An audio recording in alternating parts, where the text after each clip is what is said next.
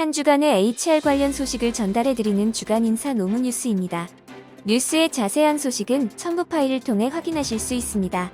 첫 번째 소식은 고용노동부 및 정부 지원 관련 소식입니다. 정부가 2021년 대한민국 일자리 으뜸 기업을 선정합니다.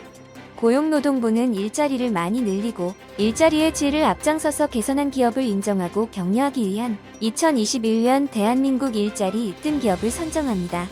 이 사업은 2018년 처음 시작해 올해 네 번째로 진행되며 2020년에 선정된 일자리 으뜸 기업은 기업당 평균 150명의 고용을 창출하고 이직률과 기간제 노동자 사용 비율도 전체 기업에 비해 훨씬 낮은 수준으로 나타나 일자리 증가 실적과 질에서 모두 우수하게 나타났습니다. 올해 일자리 으뜸 기업 선정은 고용 창출 실적, 노동시간 단축 및 생활균형 실천, 청년 고용 우수, 여성 및 장애인, 고령자 배려 등 다양한 분야에서 우수한 기업을 선정하며 산업별, 기업 규모별 균형도 고려해 100개 기업을 선정할 계획입니다. 정부가 중소기업의 맞춤형 현장훈련 지원을 위한 규제 샌드박스형 특화훈련을 실시합니다. 고용노동부와 한국산업인력공단은 중소기업의 맞춤형 인재 육성을 위해 훈련 운영 및 방법 등을 탄력적으로 운영하는 기업 맞춤형 현장 특화훈련을 실시합니다. 이 사업은 2020년부터 기업 맞춤형 훈련을 지원하기 위해 각종 훈련 규정을 탄력적으로 적용하는 기업 맞춤형 현장 특화훈련 시범사업으로 시작하였으며 당시 179개 기업이 참여해 공정 개선, 불량률 등 현장 문제의 해결, 핵심 인력 양성 등 과제를 자유롭게 선정하고 외부 컨설턴트와 사내 전문가가 함께 문제를 진단해 훈련 과정을 개발했습니다. 이번 훈련은 1월 27일부터 10월 1일까지 참여 기업을 상시 모집하고 있으며 올해는 650개의 기업을 지원할 계획입니다. 정부가 중소기업 연구인력 확보를 지원합니다. 중소벤처기업부는 우수 연구인력 확보에 어려움을 겪고 있는 중소벤처기업 지원을 위해 2021년 상반기 중소기업 연구인력 지원 사업에 참여할 중소기업과 대학을 모집합니다. 이 사업은 중소기업의 연구인력 수급 애로 완화와 기술 경쟁력 강화를 위해 중소기업의 우수한 연구인력의 채용, 파견, 양성을 지원하는 사업으로 2월 22일부터 3월 5일까지 모집을 진행합니다. 지원 규모는 신진, 고경력 연구인력 채용 960명, 공공연 재직 연구인력 파견 120명, 지역 중소기업 기술개발 산업 인턴에 6개 컨소시엄 180명 등 총 1260명이며 지원 기간은 최대 3년입니다. 다음은 보상 관련 소식입니다. 실업급여 지급액 증가와 고용보험 적용, 대상 확대 등으로 고용보험기금 고갈 우려가 커짐에 따라 정부가 올해 상반기 중으로 사업 구조조정과 보험료율 인상 등 재정 건전화 방안을 마련하기로 했습니다. 올해 산업재해 사고 사망자는 지난해보다 20% 적은 700명 수준으로 줄인다는 목표도 제시했습니다. 2019년 정부는 실업급여 보험료율을 근로자와 사업주 각각 0.65%에서 0.8%로 인상했으나 실업급여 생계보장을 강화하기 위해 지급액을 인상하고 국민고용보험 구축을 목표로 고용보험 적용 대상을 예술인, 특수고용직 종사자, 자영업자 등으로 단계적으로 확대함에 따라 고용보험기금 고갈 우려가 커지고 있습니다. 이에 고용보험료율 인상을 위한 노사정 사회적 대화 등을 추진할 방침입니다. SK하이닉스가 최근 논란인 초과 입대분금, PS 산정 기준을 경제적 부가가치인 EVA에서 영업이익과 연동하는 방안으로 변경합니다. 또한 우리 사주를 발행해 구성원들에게 기본급 200%에 해당하는 혜택이 돌아가도록 할 예정입니다.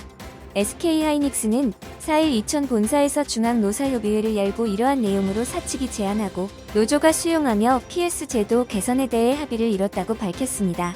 이번 PS 문제는 실적이 좋지 못했던 2019년 PS 대신 지급했던 특별기여금과 2020년 실적이 매우 좋았을 때 지급된 PS가 각자 내부에서 불만이 제기된 데에서 비롯되었습니다. 이에 사측은 실적이 개선됐지만 PS 산정 기준은 EVA를 고려하면 이번 지급된 PS는 불가 PS며 EVA는 공개하기 어렵다는 입장이었습니다. 그러나 대규모 이직 조짐 등 내부 동요가 심각한 수준에 이르자 이날 노사협의에서 대폭 물러선 것으로 풀이됩니다. SK하이닉스는 PS를 산정하는 기준 지표를 기존의 EVA에서 영업이익과 연동하는 것으로 변경해 구성원과 소통할 예정으로 수치가 명확하게 공개되는 영업이익을 통해 예측 가능성을 높이겠다고 밝혔습니다. 다음은 노동조합 및 노사관계 관련 소식입니다. 한국노동조합 총연맹이 올해 임금 인상 요구율을 6.8%, 월 고정임금 기준 25만 6,199원으로 확정했습니다.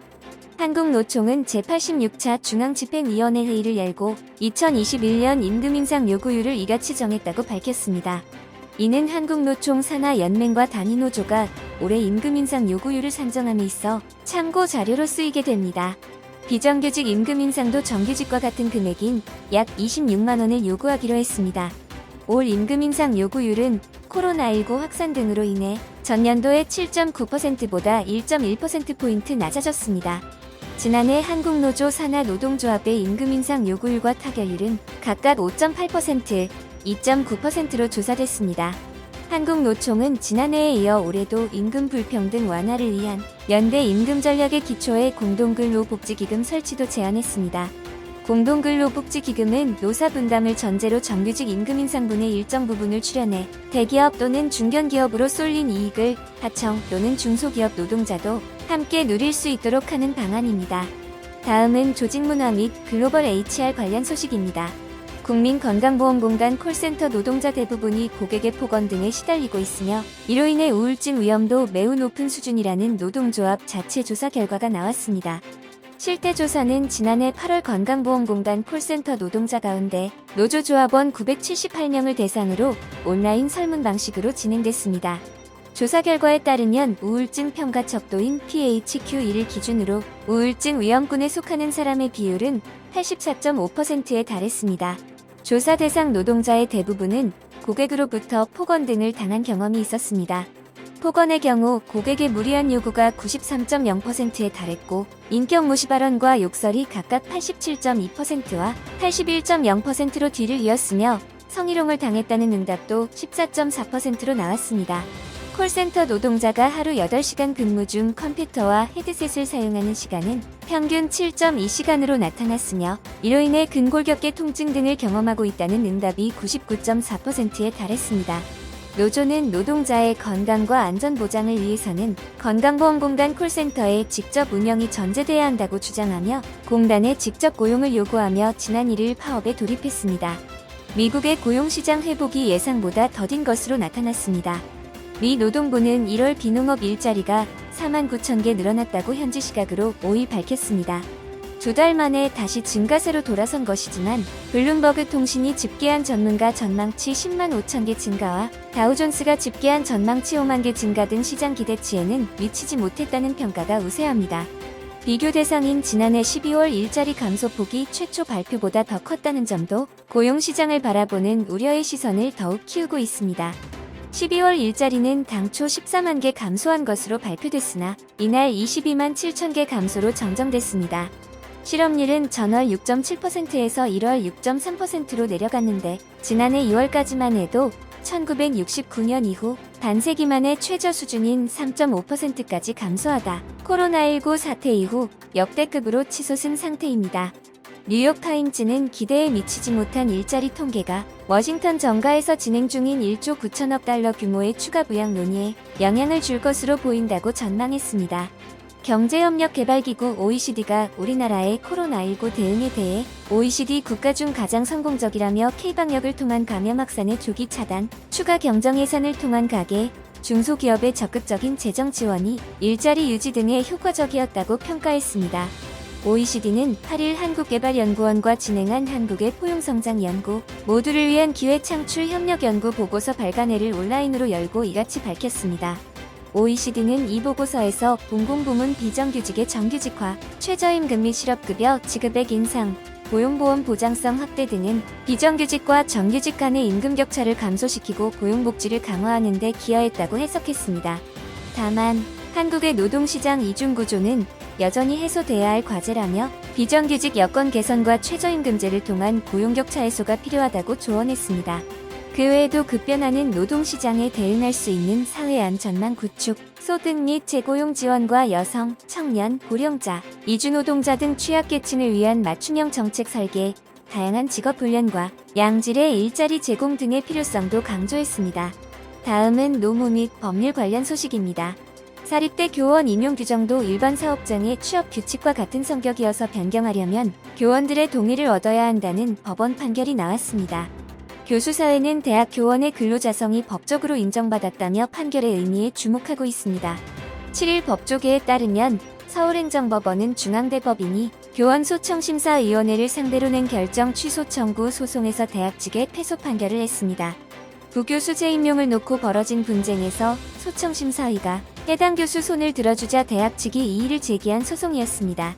재판부는 유보기간이 지난 교원의 재임용 기간을 정한 교원 임용 규정은 대학교 교원들에게 통일적으로 적용될 근로조건에 관한 준칙을 정한 것으로 근로기준법에서 말하는 취업규칙에 해당한다고 판시했습니다.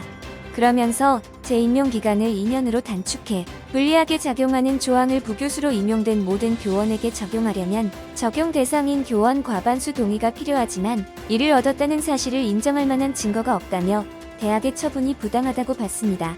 교수사회는 판결을 환영하며 2018년 헌재 결정 이후에야 교수의 노동자성이 인정받기 시작했고 그간 교수도 취업규칙의 적용을 받는다는 노동부의 유권 해석은 있었지만 법원 판결은 처음이라고 언급했습니다.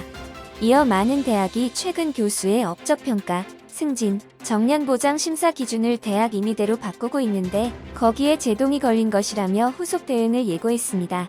임원이라고 해도 실제로 근로자와 다를 바가 없다면 퇴직금을 지급받을 수 있다는 법원 판결이 나왔습니다. A씨는 B회사에 1985년 입사한 후 2010년 상무이사로 승진하게 됐고 2014년에는 전무이사가 됐습니다. 그런데 B사는 2011년 임시주주총회에서 임원급여 방식을 연봉제로 전환하되 퇴직금을 지급하지 않는다는 규정을 제정했고 이에 따라 A씨에게 2011년까지의 퇴직금을 지급했습니다. 이후 A씨는 2017년 퇴직을 하는 과정에서 이사로 등기되지 않은 점, 대표이사가 지정하는 근무지에서 근무하며 출근부에 서명하고 휴가계획서를 작성한 점 등을 들어 임원으로 볼 수 없다며 퇴직금 지급 소송을 냈습니다. 재판부는 위의 사례를 중심으로 임원 직책이라고 해도 실제로 대표이사의 지휘감독 아래 노무의 대가로 일정한 보수를 지급받아 왔다면 근로기준법상 근로자라며 2017년 퇴직 시까지 근로자로서 고용돼 근로를 제공했다고 볼 수 있다고 판결했습니다. 또한 업무 과정에서 본사에 지속적으로 보고를 하고 지시를 했을 뿐 회사 경영상 의사결정에 관여했다고 보기도 어렵다며 그 근거로 경영진이 현장에 보낸 사람들에 대한 인사권을 행사하지 못했고 정기적인 급여를 받았을 뿐 회사 영업 실적이 급여에 영향을 줬다고 볼 사정이 없는 점 등을 근거로 들었습니다.